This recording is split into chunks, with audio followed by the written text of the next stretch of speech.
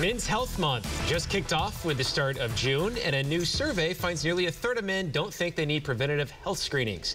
We're very happy to welcome Dr. Matthew Else from Utica Park Clinic to talk about the importance of these. Dr. Else, thanks for being here. We appreciate it. Thank you for having me. We did a story yesterday, and a lot of men, and I see it every day too, they feel like they don't need to go to the doctor. That's probably not good advice.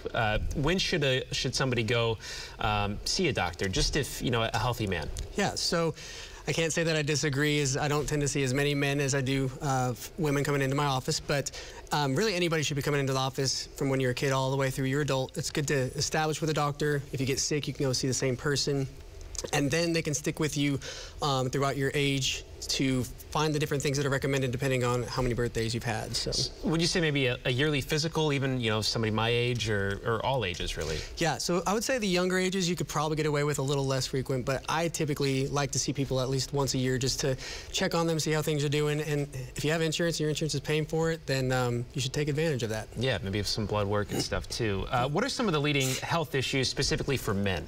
Sure. So probably the biggest one is going to be cardiovascular disease. You look at diabetes, different things like hypertension. So depending on your family history, what your age group is, your family doctor can work with you and decide if lab tests are necessary, an EKG, heart studies, just depending on your own story, they'll come up with a plan. Yeah. What are some of the screenings that you guys do? If somebody came in there and wanted a physical, what are some other maybe specific ones that you do for certain people? Sure. I mean, checking the blood pressure, that's a really easy one. Immediate results in the office. We can do some test results in the office. Other ones we'll send off to the lab for cholesterol, blood sugar, for certain individuals' prostate levels. And then we even have some at-home tests for colon cancer screening if you're a candidate for that. We hear a lot about prostate and colon cancer and stuff. When should somebody start those? Sure. For most men, probably around age 45 is where the majority of those tests are going to hit.